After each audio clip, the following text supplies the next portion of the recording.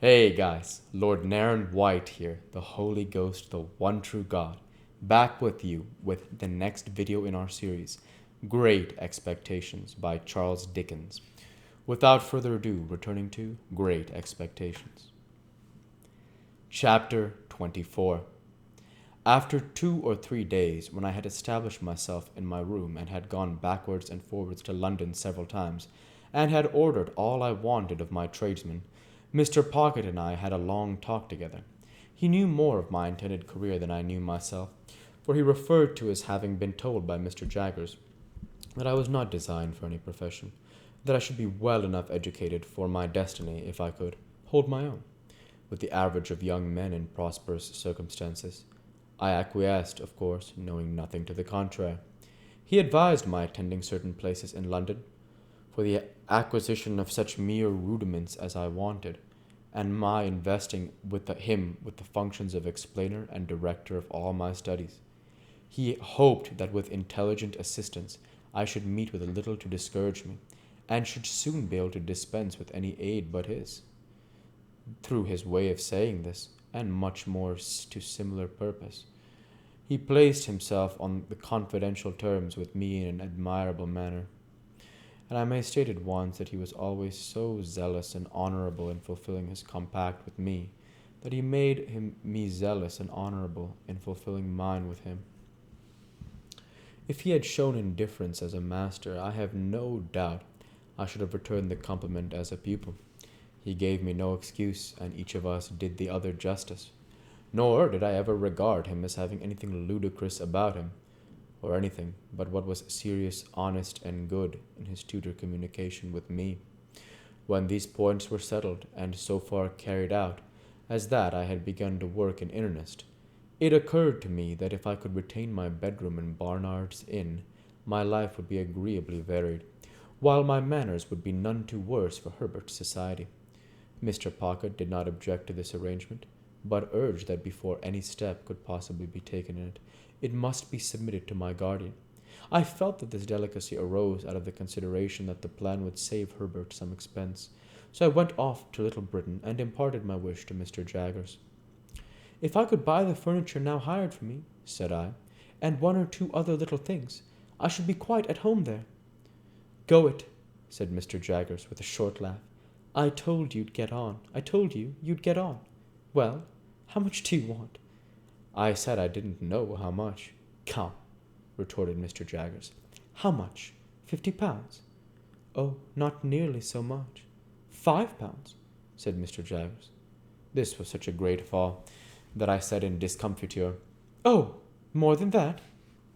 "More than that, eh?" retorted Mr. Jaggers, lying in wait for me, with his hands in his pockets, his head on one side, and his eyes on the wall behind me. "How much more?"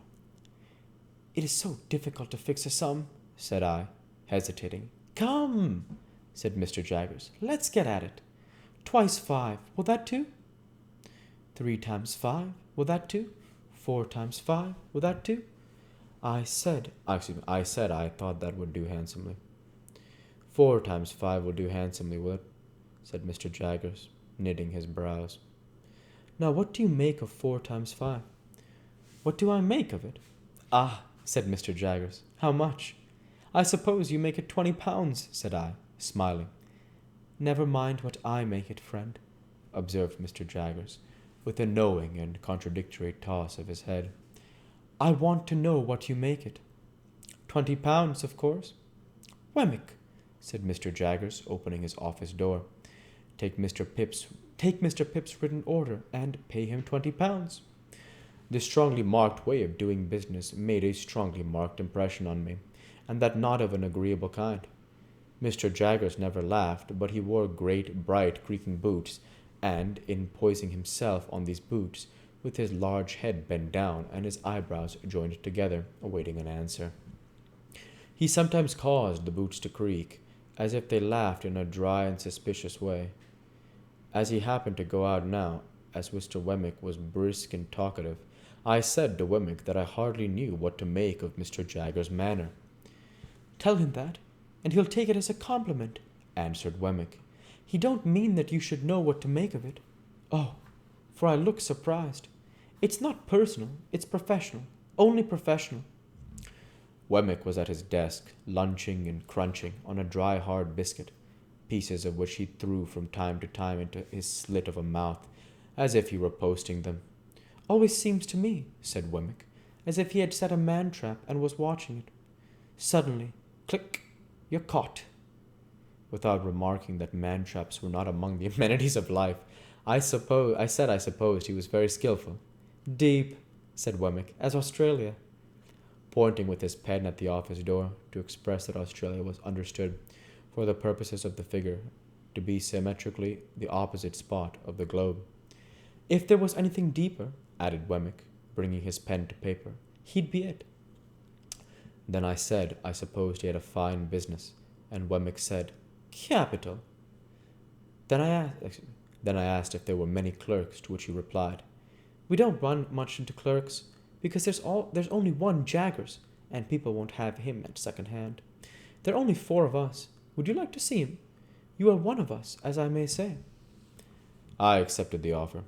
When Mr. Wemmick had put all the biscuit into the post, and had paid me my money from a cash box in a safe, the key of which safe he kept somewhere down his back and produced from his coat collar like an iron pigtail, we went upstairs. The house was dark and shabby, and the greasy shoulders that had left their mark in Mr. Jagger's room seemed to have been shuffling up and down the staircase for years. In the front first floor, a clerk who looked something between a publican and a rat-catcher, a large, pale, puffed, swollen man, was attentively engaged with 3 or 4 people of shabby appearance, whom he treated as unceremoniously as everybody seemed to be treated who contributed to Mr. Jagger's coffers. Getting evidence together, said Mr. Wemmick as we came out. For the Bailey.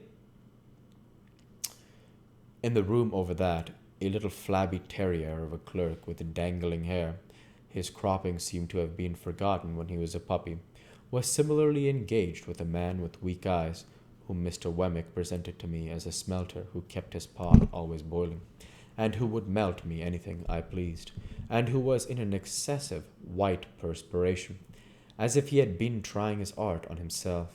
In a back room, a high-shouldered man with a face ache, tied up in a dirty flannel, who was dressed in old black clothes that bore the appearance of having been waxed, was stooping over his work of making fair copies of the notes of the other 2 gentlemen for Mr. Jagger's own use. This was all the establishment. When we went downstairs again, Wemmick led me into my guardian's room and said, This you've seen already. Pray, said I, as the 2 odious casts with the twitchy leer upon them caught my sight again. Whose likenesses are those? These, said Wemmick, getting upon a chair and blowing the dust off the horrible heads before bringing them down. These are 2 celebrated ones, famous clients of ours that got us a world of credit. This chap, why, you must have come down in the night and been peeping into the inkstand to get this plot upon your eyebrow, you old rascal, murdered his master, and consider that he wasn't brought up to evidence and didn't plan it badly. Is it like him? I asked, recoiling from the brute, as Wemmick spat upon his eyebrow and gave it a rub with his sleeve. Like him? It's himself, you know. The cast was made in Newgate directly after he was taken down. You had a particular fancy for me, hadn't you, old Artful? Said Wemmick. He then explained this affectionate apostrophe by touching his brooding brow representing the lady, and the weeping willow at the tomb with the urn upon it, and saying, Had it made for me express. Is the lady anybody? Said I. No, returned Wemmick. Only his game. You liked your bit of a game, didn't you? No, deuce a bit of lady.